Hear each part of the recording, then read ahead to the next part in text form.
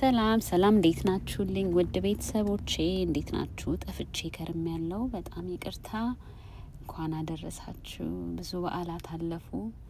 በመሀል እኔም ቢዚ ነበርኩኝና ብዙ አልተያየንም። በጣም ናፍቃችሁኛል። ላይቭ እመጣለሁ የሆነ ቀን። እንዴት ናችሁ ሁላችሁም? ዛሬ ገንፎ ስሰራ ለምን ቪዲዮ ሪኮርድ አላደርግም ብዬ እዛው ከእናንተ ጋር መገናኛ ይሆነኛል ብዬ ይህንን ቪዲዮ ሪኮርድ ማለት ጀምሬያለሁ። ገንፎ ለምትወዱ እንግዲህ ጋብዣችኋለሁ። እኔ በጣም ገንፎ አፍቃሪ ነኝ። ስራውን ብዙ ባልወደውም ምግብነቱ ግን ደስ ይለኛል እና ውሃዬን አፍልቼ ትንሽ ቅቤና ጨው ጣል አድርጌበታለሁ እና ለዚህ ክረምት ስፔሻሊ አውሮፓና አሜሪካ አካባቢ ላላችሁ ሰዎች ገንፎ በደንብ ያሞቀናል። ክረምት ገብቷል። እኔ ያለሁበት ስቴት እንኳን የከፋ ብርድ የለም። አንዳንድ ቦታዎች ግን ሲታዩ በጣም ከባድ ቅዝቃዜና በረዶ አለ። እንግዲህ ችን እያሟሟቃችሁ ክረምቱን ግፉት። እናማስልበት ማማሲያ ተገልብጦ በታችኛው በኩል ነው የሚማሰለው። ከላይ ከታች ያለው ጠፍጣፋው እንትን ለማማሰል አይመችም። ለገንፎ አላቅም፣ ለእኔ አይመቸኝም እና በታች በእጃችን በምንይዘው በኩል ገልብጬ ነው ማማስለው። እሱ ግን በጣም ይመቻል። እንደዚህ አሪፍ ነው በጣም እንጂ በዛኛው በኩል ለማድረግ አይመችም። ኢትዮጵያ ድሮ ክብ ነገሮች ነበሩ ማማሰያዎቻችን። ስትይዟቸው እንትን አይሉም። ይሄኛው ግን በትክክለኛው በሬጉላር በሚሰራበት ለማማሰል ገንፎ አይመችም። እንግዲህ ጠዋት ነው ቮይስ ኦቨሩን እያስገባውላችሁ ያለሁት። ክረምት ነው፣ ጠዋት ነው። እንግዲህ ድምጼ ከተነፋነፈባችሁ በጣም ይቅርታ።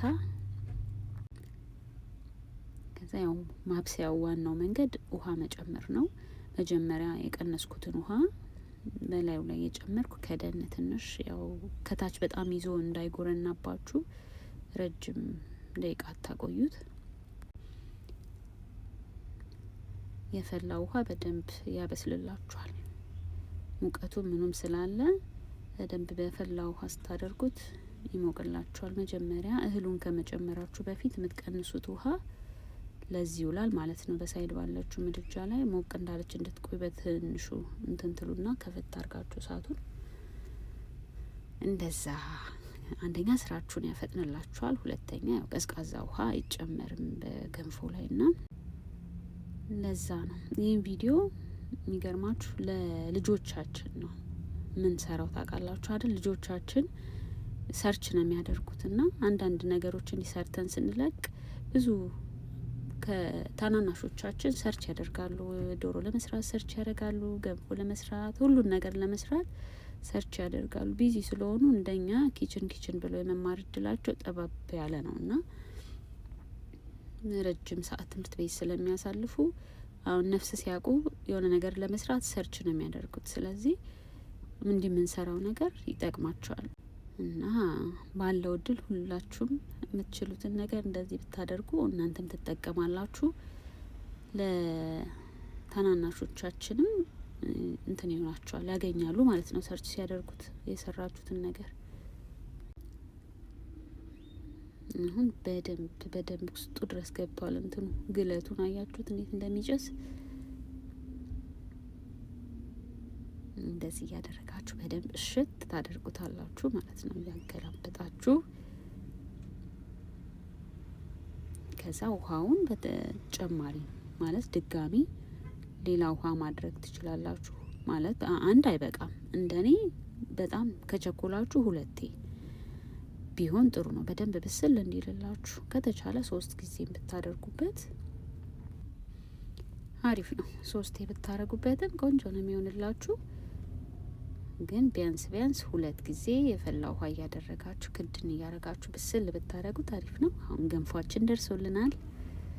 ይኸው ሳህናችን አዘጋጅተናል። ከዛ ምንድነው ቅቤ እንዳይጣበቅብን ቅቤ እናደርጋለን። ሳህን ላይ የቀለጠ ቅቤ። ይሄ ገንፏችንን ለማስተካከል ይረዳናል ቅቤ ከታች መኖሩ።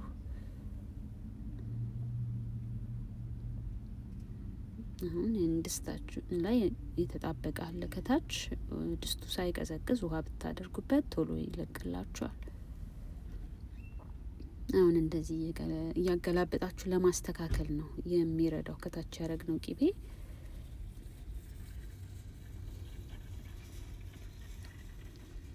በዚህ መልኩ እናስተካክላለን። ከዛ ማባያውን እንደሚታወቀው ያው ቂቤ ነው የምናደርገው፣ ቂቤና በርበሬ። እኔ ግን በተጨማሪ ስለምወድ እርጎ አደርግበታለሁ። ግን እርጎ ብዙ የማይወዱ ሰዎች ስላሉ አሁን አበላሸችሁ እንዳትሉኝ፣ እኔ አደርግበታለሁ ስለምወድ ነው። ግን ብዙ ደግሞ የማይመቻቸው ሰዎች አሉ፣ ገንፎ ብቻ መብላት የሚፈልጉ። እናንተ እዚህ ድረስ ነው ማየት ያለባችሁ። እንዲሁ ለጠቅላላው እንትን ግን ብታዩት ምንም አይደለም። ምክንያቱም ያበላሸችው የሚለኝ ሰው ሊኖር ይችላል። በጣም ብዙ ወተት የማይወዱ ሰዎች አሉና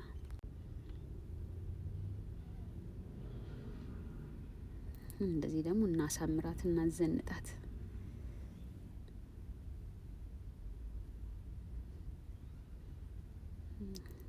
ቆንጆ ሆኖልናል። ለቤት ውስጥ የተዘጋጀ ፍሬሽ እርጎ አለኝ ቤት ያዘጋጀሁት ትላንትና የተዘጋጀ ፍሬሽ እርጎ አለኝ።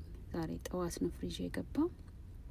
ወይራ ታጥኖ እጅግ በጣም አሪፍ እርጎ ነው። ለምትወዱ ሰዎች ትወዱታላችሁ። ግን እርጎ ለማትወዱ፣ ወተት ብዙ ለማይመቻችሁ ሰዎች ግን ስታዩት ይሄን ይደብራችኋል። በጣም ይቅርታ እንግዲህ። ግን በጣም አሪፍ ነው። እኔ በጣም ነው እርጎ የምወደው በጣም። በዚህ መልኩ ቁርሳችን ደርሰዋል። አብራችሁኝ ስለነበራችሁ ግን እጅግ በጣም ነው የማመሰግነው ቤተሰቦቼ። እንግዲህ ሞቅ ሞቅ በሉ እችን እየበላችሁ። መልካም ጊዜ። በሌላ ቪዲዮ እስካገኛችሁ ደህና ሁኑልኝ ባይ